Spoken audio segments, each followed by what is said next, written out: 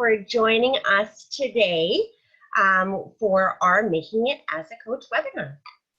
So we'll get started in just a minute. I am seeing people come into the room, which is fantastic.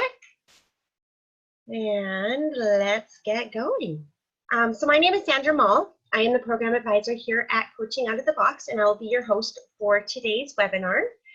We hope that you walk away from the Making It as a Coach webinar with great value and learning on how to succeed as a coach, as well as to get to know us a little bit better here at Coaching Out of the Box. So as mentioned, I am Sandra Moll, program advisor. What I do is I speak with individuals every day to answer any questions that you may have in regards to our programs or about the coach credentialing process. I'm always happy to chat with any one of you, so you can see a link on the screen there. If you'd like to connect with me, you're more than welcome to at any time.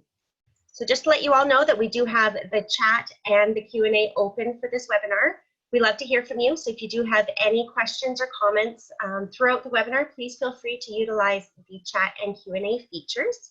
This webinar is recorded, and we will be sending out a follow-up email along with the link to the recording afterwards for you and for those of you at home that have missed today's webinar. So what are we going to cover today? The objectives for the Making It as a Coach webinar. We are going to cover the need for coaching, coach credentialing, what clients want from a coach, and also to discuss some strategies for success. And to get us started, I would love to introduce you all to a wonderful coach facilitator that we have here on our team at Coaching Out of the Box. This is Elias. Elias is a seasoned coach. He is a leadership and diversity coach supporting individuals and teams. He is considered the coach's coach. He's a wonderful mentor coach. He helps coaches with their own practices as well as getting them to the ICF or through the ICF credentialing process. And Elias, if you'd like to come on and say hi. And you are still muted. Let me go ahead and do that for you. There we go. Hello, everybody. I forgot to unmute myself. Well, thank you for inviting me to be here. And I am looking forward to this time for us to discover a little bit more of how we can share this gift and share this skill of coaching to the world that is so much needed nowadays. So thank you for having me here. Thank you for being here.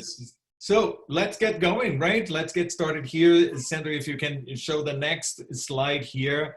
Adapting to change, right? Wow, look at what we are having right now in our world. We are in the middle of a worldwide crisis. There is change happening everywhere in the world right now. And I do believe not only because of the moment that we are in the world right now, but in general, there is our world in our society right now is moving through such a fast-paced changes, right? Every day there is something new happening. Politically, economically, socially, there is always something happening. And change is the constant. One thing that we can count on in our world is change. One thing that we can count in our lives is change. And coaching is here to really support ourselves and our clients and the population and the people that we work with, our friends and families, our co-workers, and people from around the world to go through this period of change, shifts, beliefs, risks, crises, challenges, transitions, successes, joys, whatever is coming our way. How can we utilize this skill set of coaching to be able to support us in maneuvering through these changes that are happening in our lives on a regular basis? This is what coaching is here for, and this is what coaching is all about. I am a firm believer that coaching came to be a profession, right, a few decades earlier, to support us through the world that we were before, right, to support us today. Corporate culture, demanding much more of the employees, expecting a lot from each other. There's sometimes even bringing us to a place of dehumanization of who we are, right, as people. Because of the demands and the responsibilities and what we need to achieve and what is expected of us. And all of a sudden, we as employees, or, you know, our employees and the people in our organizations are there to perform all the time. Where is the human heart? Where is the potential? How can we tap into the resources that exist in each one of these individuals to be able to bring everybody to the table and really bring us to share and collaborate in a way that we can be productive and effective, and at the same time honor the humanity that exists in each one of us. That's why coaching is here, right? Coaching is here to really bring us to this conversation where we honor the resources of each one in each individual, so that we can together bring to a better organizational culture, and, you know, better to a better world in general. One of the things that we need to be mindful of is how coaching is so important and has become so important nowadays. Let me go through the next slide here. We are one of the important things for us to think about is the importance of credentialing as a coach. Well, it's crucial for us to remember that coaching is a self-regulated profession, right? We don't have any particular government overseeing what's happening in the profession itself. We are the ones as coaches that regulate the profession. And one of the best ways for us to show credibility and to show that we follow standards is for us to be associated with an organization, for us to be together, showing that we have done the work to be able to be the best coaches that we are. And one of the ways to do that is to show our credentialing, right? To show that we are credentialed coaches. This is basic ethics and standards for our profession. Oftentimes we, you know, because coaching is a self-regulated profession, anyone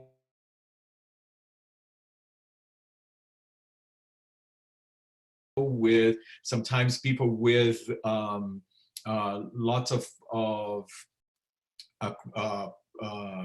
degrees and PhDs perhaps, and they can say, oh, you know, they can wake up one day and say, I'm a coach. At the same time, someone who does not have much of a credential or many or skills at all can also one day wake up and say, I am a coach. How can we distinguish ourselves from this whole range of people calling themselves as coaches?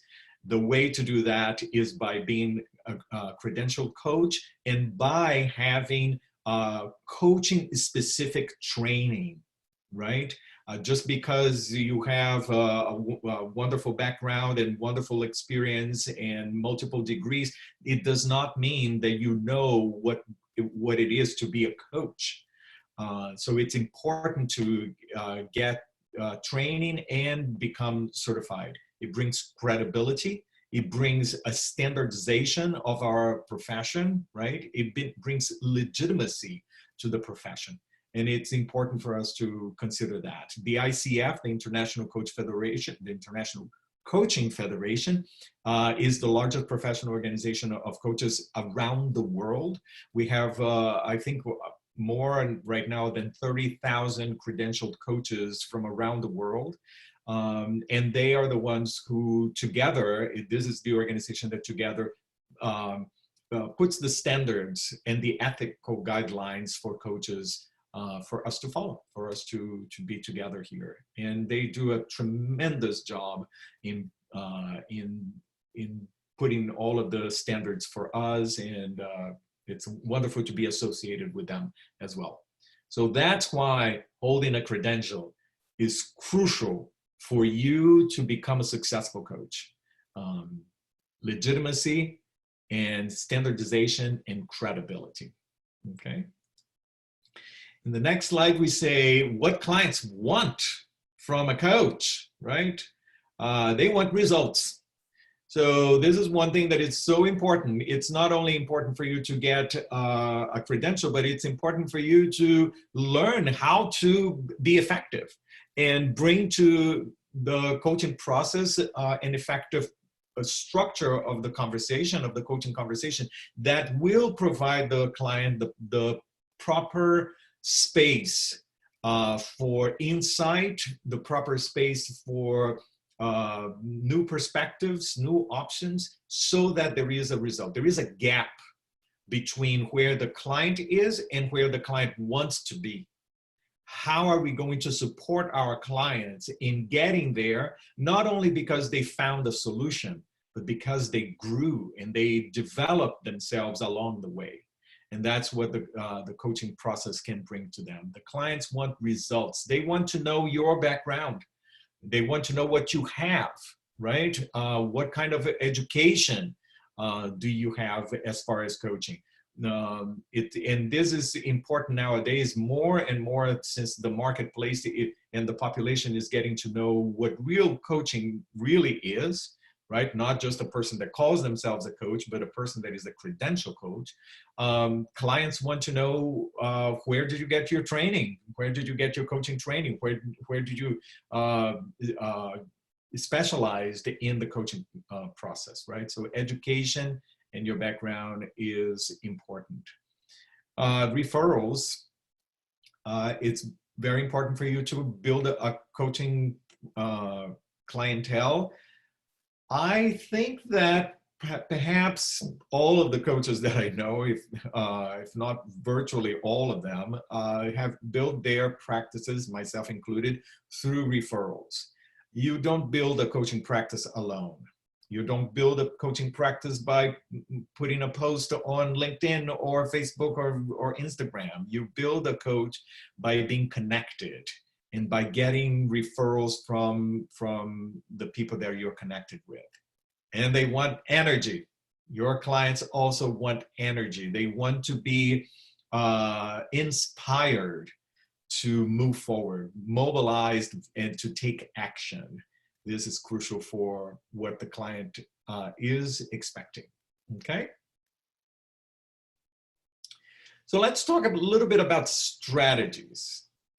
How are we going to get this clientele? How are we going to make it as a coach? How are we going to be able to be successful in coaching? And in the next slide, we have a couple of strategies here that we are going to be talking about. Invest in education, leverage strengths, give yourself time, don't be a secret, practice, and I'm going to give a little bit of my take on pro bono coaching. Experiment and get a coach, that's crucial. Capitalize on your current position. It's important, besides all of these strategies, and I love these questions that we have on the bottom of the slide here, for you to take some time to think about what you want to create as far as your coaching practice goes. So what is the absolutely ideal for you? What is the purpose of your coaching practice? What do you want to achieve by having a coaching practice? What is your primary message?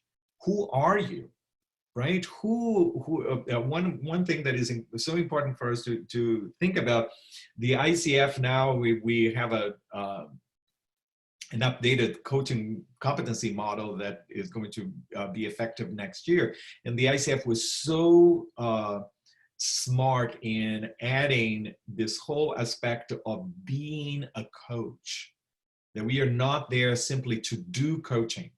This is not just a skill set, but this is virtually a way of life, right? Coaching is not just a methodology.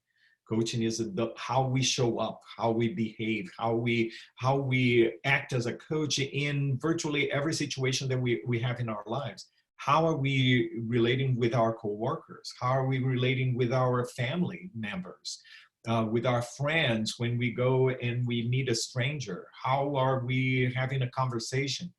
Coaching is so powerful that even in broad situations like these, we need to be there as a coach. So it's imperative for us to be successful, for us, that we understand a little bit of who we are. That's why personal groundwork is so important for us. And here, Coaching Out of the Box, we have a course specifically for that. It's so important for us to reflect on who we are as a person and how we show up in front of our clients, because it's important for us to remember that coaching, regardless of what kind of coaching you do, business coaching, professional coaching, executive coaching, life coaching, flower coaching, whatever coaching you do, coaching is a human-to-human interaction. And if we as coaches don't show up in front of our clients as human beings, knowing who we are and being grounded in ourselves, we are not going to be able to be as successful. So these reflective questions here are crucial for the success of your practice. What would be absolutely ideal for you? Who would be your ideal client and coachee? How will you know you are successful? What does success mean to you? Right? These are questions that we must answer as we are building our practices. So let's go through these strategies here. The first strategy that we have in the next slide is experiment. And I love that little picture over there. Experiment. You must coach people, as many people as you can. One of the founders of coaching, we call him the father of coaching, which is Thomas Leonard, used to say that you need to coach 100 people, at least 100 different people. This is not 100 hours of coaching. This is 100 different kinds of people, right? 100 different individuals for you to really feel like, okay, I got this. This is the kind of coaching I want to do. This is my niche. So in that phrase, he is saying it's crucial for us to coach as many people as possible in a diverse community, right? So we don't want to coach only one type of client. We want to coach different people, because we want to get the experience of different scenarios.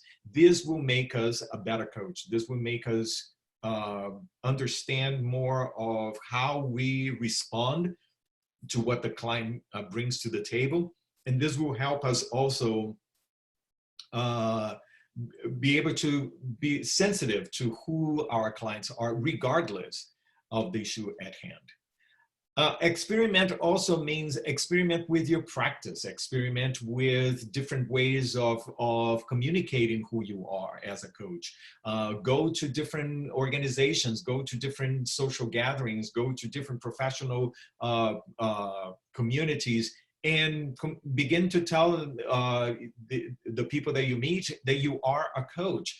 Craft your story, right? Tell them what it means to be a coach.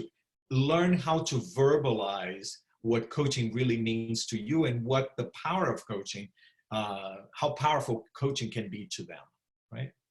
Another great point here, and this to me is something that it's so obvious, but often forgotten by new coaches, which is the whole aspect of get a coach. Right? Here's the thing, why it's so obvious to me. Like, if we want to go out there and to tell people like coaching is so important and you must have a coach. Well, why don't we prescribe to that message ourselves, right? It's crucial for us to have a coach ourselves. And I'm not just saying mentor coaching, right? Mentor coaching, yes, the ICF requires that you have some mentor coaching hours for you to get your certification. That is the bare minimal of working with a coach. The idea here is for you to be truly successful, and I don't know of any coach that has been truly successful that if that coach doesn't have another coach themselves. For you to really be successful as a coach, even in building your skill set, you need to be a coach, you need to be a client, and you need to observe people coaching. So this whole aspect of having a coach on a regular basis is crucial for your practice. Put this as a part of your business plan, as a regular expense that you have, just like you have to pay for the internet, and just like you have to pay for power and regular business fees that you have an item over there for you to also to get a coach as well. Okay, that's crucial. Next slide, we talk about the don't be a secret. It goes a little bit on the experiment, but this is something that sometimes, new coaches, it's a trap that new coaches fall into. Okay, I got my coaching training. I have, this wonderful skill set, but I don't go out there.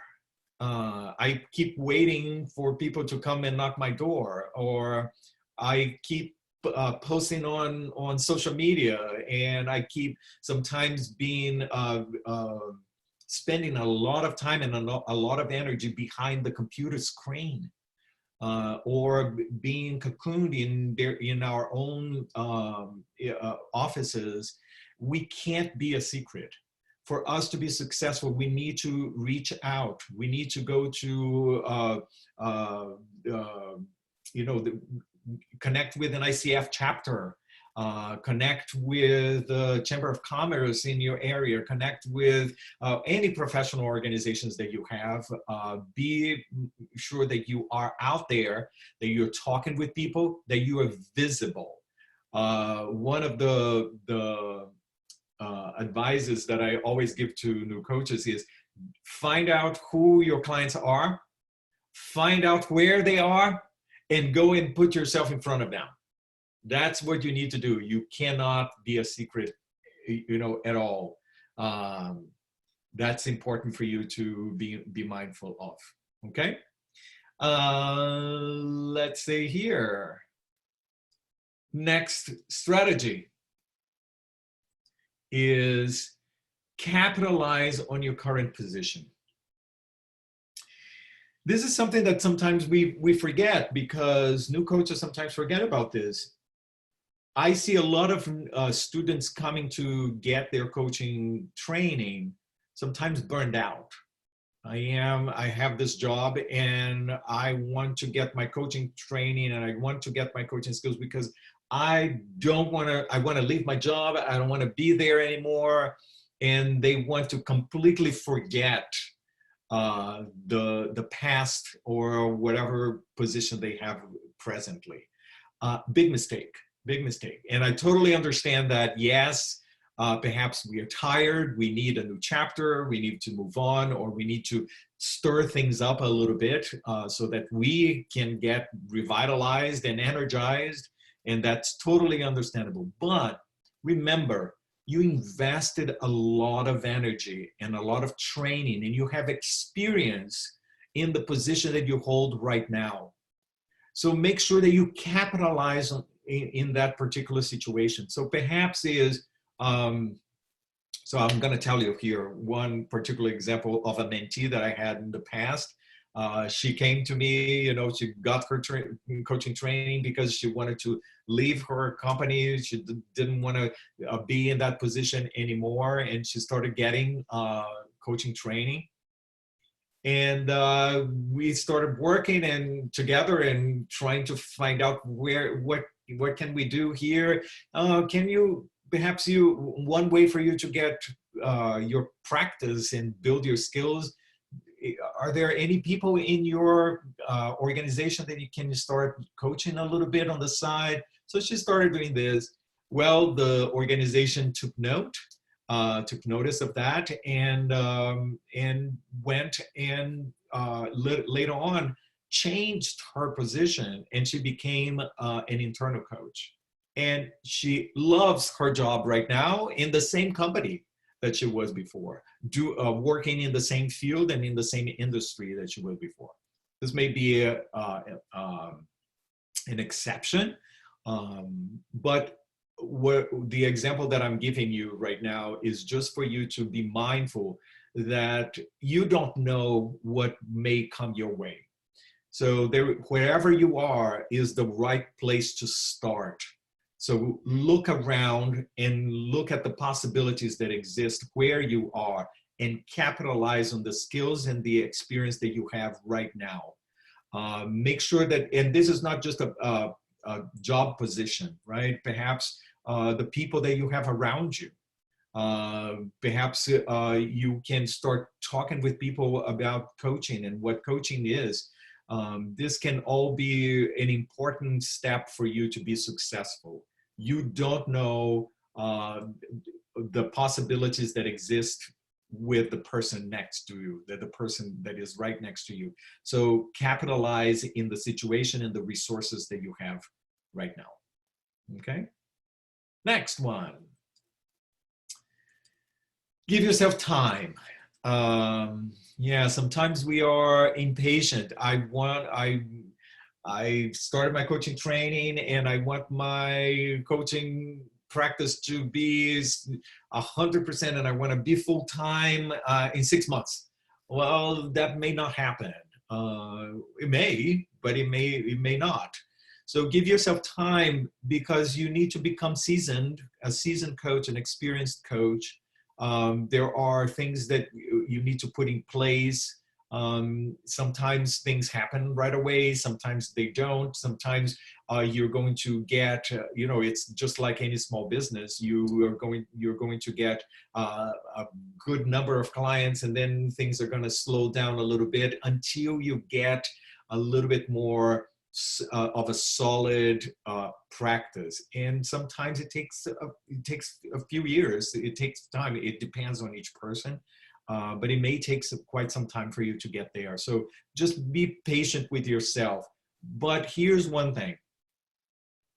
Never accept failure as a possibility. If this is something that you really, really, really want to do not accept failure as a possibility. Find a way. Give yourself time, be patient, but find a solution over here, a solution over there, try your way, persist, and you're going to be able to do it. And I can say this myself, I've been in the coaching profession for 14, 15 years now, and it happens. But you need to be persistent, you need to believe, and you need to keep yourself grounded, keep going, keep moving. Just to keep in mind, like just for you to get an ACC, right? The first level of certification with the ICF, you need at least 60 hours of training, plus homework, right? That you have to do. You need to get 100 hours of coaching practice, which means like you need to coach people for at least 100 hours, right? You need to have a minimal of 10 hours of coaching, of mentor coaching. So it takes some time to get there, right? Just for the ACC. Imagine when you need to go for the PCC, which you're going to need more training, for the MCC, which you need to give more training, even more training. So it takes some time to get there. But commit yourself to being the best coach that you can be. Don't simply think, okay, I'm going to take this course and I'm going to get, even my first credential and I'm done. There is no such a thing as a done coach. Coaches are here. We are always in development and training. We are never done. And it's important for us to be always willing to apply ourselves, to keep growing, to keep polishing our skills, to keep learning what is new in the profession, the coaching profession, because it's a new profession. It's an ever evolving profession. So keep engaged and keep, in this process of training and education in the long run. crucial for the success of your practice. Okay. Next slide. Practice, practice, practice. I already said this, right? You need to practice. You need to practice. You need to find different clients. Coach your friends, your family, coach your coworkers, coach your dog, coach everybody, coach the person at the corner of your house, coach everybody. Coach. Practice, practice, practice is so crucial. I always say that there are 3 legs of being a very effective coach. And this I'm not talking about your practice itself, but I'm talking about you being a masterful coach. There are 3 parts of this. One is coaching training, right? The coaching out of the box can provide that for you. So one is coaching training. The other one is associate yourself with, get a coach. It's crucial for a more experienced coach to be listening to your coaching calls, for you to be sharing about your understanding of the core competencies, how effective you are in your coaching practice.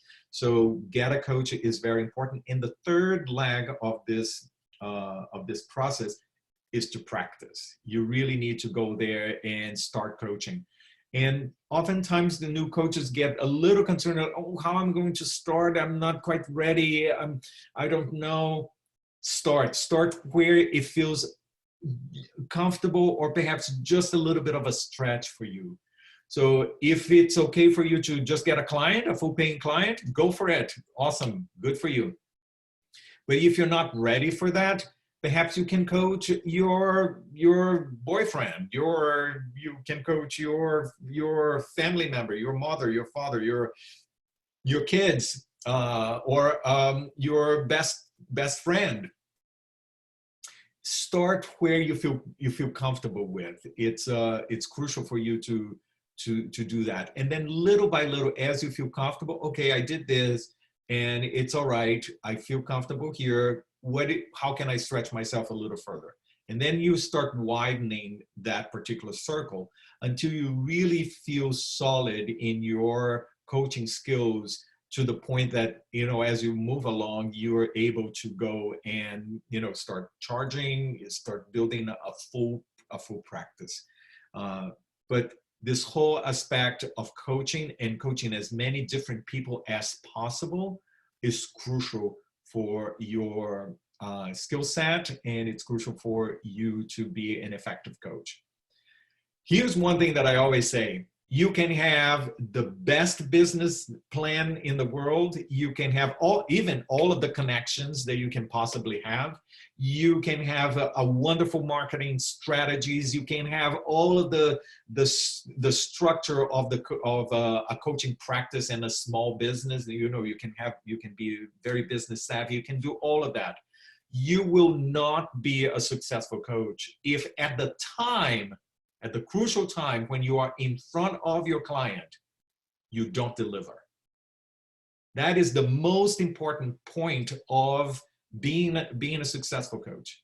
You have to be a good coach, right? You have to have the best skill, and you have to be the best that you can possibly be as far as being a coach. That is what is going to make your practice successful. And for that to happen, you need to practice, practice, practice. Let me give you 2 points here. One is the ICF has a wonderful resource, which is the ICF peer-to-peer coaching. If you are already a member of the ICF, go and in your profile page there of the ICF, right on top of the menu bar, there is a reciprocal coaching or peer coaching. I forget exactly how they titled that particular menu item there, but click there, and they have this program that you sign up for rounds. They have rounds, different rounds. Some are rounds for new coaches. Some are rounds for PCC coaches or preparing for MCC. They have regional rounds as well, North America or Europe or all around the world. There are different kinds of rounds. Sign up for one that works best for you. I believe you pay like $55, and you are going to be able to coach someone, and you're going to be assigned a coach as well. So that's a wonderful way to practice, and practice in a very safe environment, because we're all coaches there in that program. And those hours that you have there count as hours for your certification. So it's a wonderful resource, and I encourage you to take a look at that as well. The other option is, pro bono coaching. But let me say one thing about pro bono coaching. Pro bono coaching does not mean that you have to pay to coach, right? Perhaps you're not charging to coach, but it doesn't mean that you have to pay to coach. And why do I say that?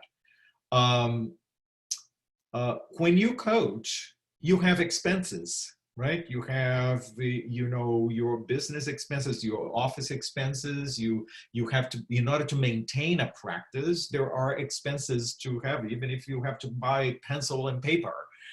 There are certain expenses that happen.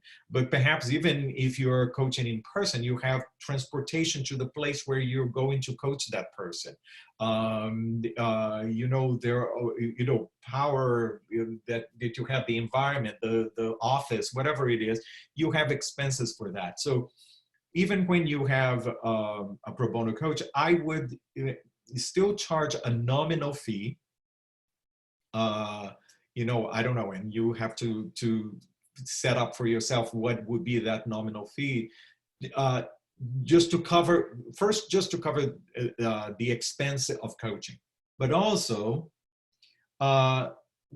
because you also want the client to have skin in the game, right? And to be committed to that particular process.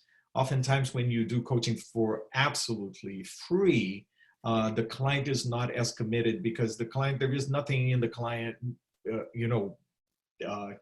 the client is giving to that particular process. So perhaps you want to charge a nominal fee for the client, so that the client is at least committed to the process. I remember this is something that I learned from one of my students quite some time ago. The student had a little strategy on how to set up these pro bono coaching. He would ask the client, what is the fee that you would feel comfortable with? And let's say the client would say, okay, I can pay $50 per session. And then he would go and he would say, okay, I would charge $60. Just so that there was enough of a stretch for the client, so that the client would really feel committed to the process. So anyways, just a little tip for you to consider and think. But most important, it's crucial for you to design something that works for you, right? Just like in coaching, I don't want to impose, my thoughts and ideas and solutions into my client. I'm not here suggesting that these strategies that I'm giving to you are going to be the perfect strategy for you. I just giving these strategies for you to consider and see if you can adapt to something that really works for you there. Okay, so practice, practice, practice, practice. Let's go to the next slide here. Well, this is something that we talked a little bit before, but it's, when we were talking about capitalizing your position, right, in where you are right now, you have to capitalize on your strengths. And here is one thing to think about. This is not just professional strengths. I talked before this whole aspect that coaching is a human-to-human interaction. You're going to be successful when you are able to incorporate who you are as a holistic individual in front and present that in front of your client. You are not just a professional, and you are not just personal. You are one human being. What are your strengths? So yes, capitalizing on your professional experiences, your degrees, how many years you have in that particular position, or that particular field of work. Capitalize on all of that, absolutely. But capitalizing your personality traits, right? Your energy, the way your passions, sometimes even your hobbies and your interests and things that are important to you. all of this will contribute to you establishing your practice and you being successful as a coach. So don't forget that you are a holistic person, right? You are a whole human being. And as a human-to-human interaction, it's important for you to show up authentically and to show up with who you are as a person. Do not just do coach, be a coach as a human being, right? What are the strengths that that you have inside of you as a human being that you can bring to the table, that you can help other people as well? Okay. So I think that this is it for now. Sandra, you have the next slide, I guess. I do have the next slide. So wherever you are in your coaching journey, Coaching Out of the Box is here to help. Whether you are just starting off, wanting to take the first steps towards learning about coaching, seeing if it's the right fit for you, we have programs that can help with that. If you're ready to jump in and go for your Associate Certified Coach credential, that's also something we can help with. If you are already a credentialed coach and you're looking to collect some CCEs for your renewal process, we can help with that as well. We have some programs that would be great for that. And if you are wanting to become a coaching educator, meaning that you want to, add a tool to your toolbox where you can go out and let people know what coaching is and teach coaching skills to others, we also have a program that can help you with that as well. So like I said before, wherever you are, reach out to us. We're happy to talk to you and create a custom plan for you of where you are in your journey and what will work for you. And I just want to show you the next slide here, which is what is next. We do have some programs starting over the next couple months, and the great news is our programs are not being canceled with everything going on in the world. It's the lovely thing about being a virtual company. All of our programs are done over Zoom, which is the platform that we're on right now. Highly interactive, highly collaborative. So it's like being in a classroom, but everybody gets to keep their own personal space, which is a lovely thing at the moment. You'll see that we have Coach Knowledge Assessment Prep class starting next week and going down to Coaching Fundamentals, Advanced Coaching Skills Practicum, our Fast Track to ICF Credential program, which is a streamlined program where you can complete the education requirements and mentor coaching that you would need to apply for your ACC, as well as our Train the Trainer. So anytime that you do have any questions, please feel free to reach out for us and we would be happy to help you with that. And I am going to throw this back over to you. So I would love to hear from you, and perhaps you can use the chat for this. I would love to hear what you're walking away from this webinar. Perhaps, and here's the thing, not necessarily only insights and answers, but perhaps you are walking away with a question. I would love for you to walk away with a question that you can explore even further. But perhaps you have a question that I can support you with as well right now. So please feel free to write in the chat box here, what are you walking away with as a result of today's webinar? And if anybody would like to jump on and join us on camera too, you have the ability in the participants tab just to put up your hand and I can go ahead and promote you to a panelist and we can see you as well if that's easier for you.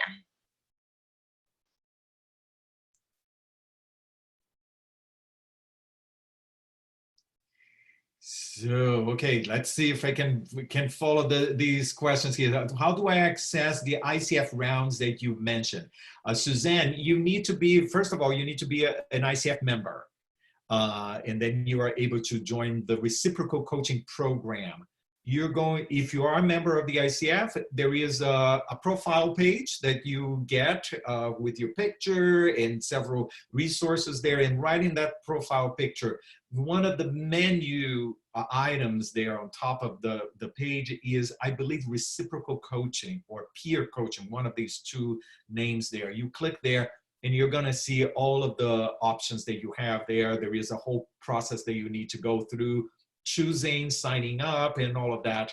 But it's all in the ICF website. I believe also that if you make a search in the ICF website, you're going to be able to find that particular program. Okay. Tatiana said, it's very inspiring. Thank you. I feel so motivated to keep going. It's an amazing work. Tatiana, yes, keep going. Persist. Keep moving the pieces, you know, get help, connect. I'm so thrilled that you're here, Tatiana. I'm so thrilled that everybody is here today.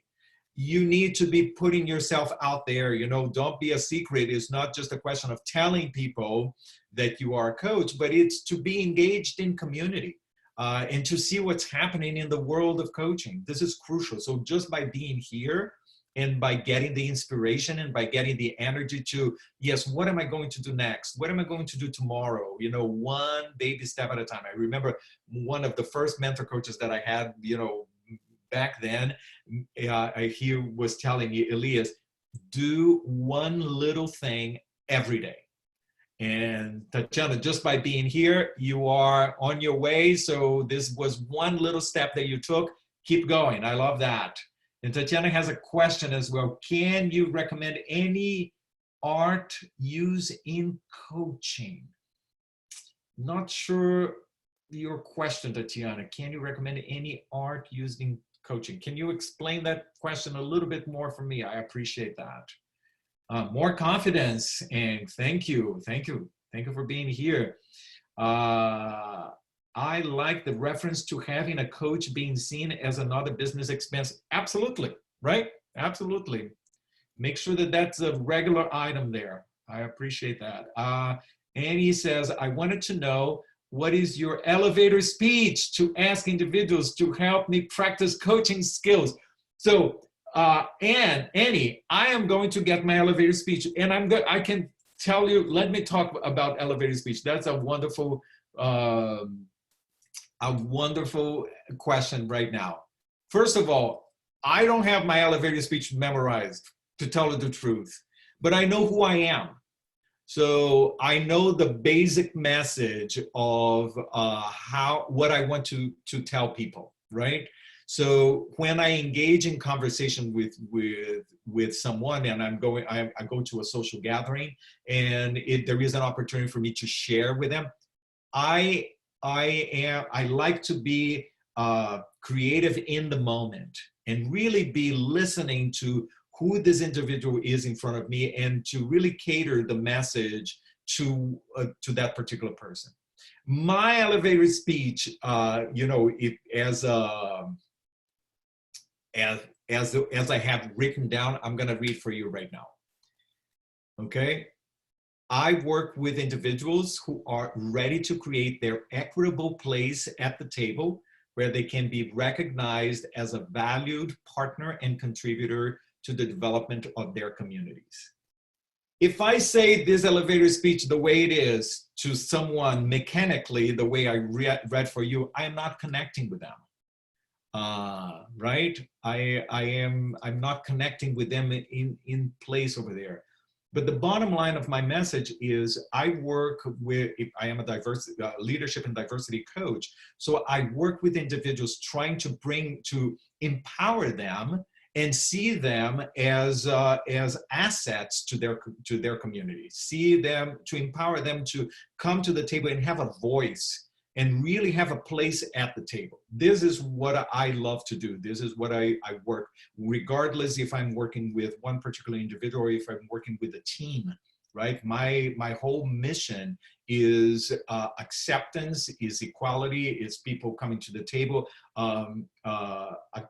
being able to reach out to each other, right? And see the potential in each other, even the people that perhaps are different than me. And this is the conversation that I have. It's much more than a memorized phrase that sometimes are so mechanical. I hope I answered your question there, Annie. Melanie said, I love the notion of identifying my ideal practice and my ideal clients. Thoughts of good thinking to be done here. Thank you. Absolutely, Melanie. Very crucial to understand that and to have a vision for what you want to have for your client. Catherine says, Thank you. So appreciate the emphasis on practice as it helps me maintain a learning mindset. We're never done. We're never done. There is always something to polish. I just had a conversation with a very high-profile MCC, and she's putting some of her recordings, coaching her clients, available for people to listen to. And she was like, I want your critique. And people were saying like, but you are it. And she was like, I'm not done. I'm still learning.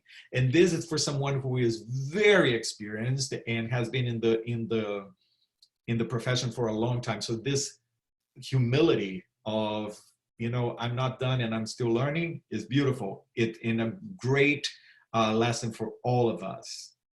Renee, I loved the question, who is your idea? Oh, that's Renee, right? And then Tammy, some good best practice when it comes to coaching expenses, even when pro bono. Absolutely.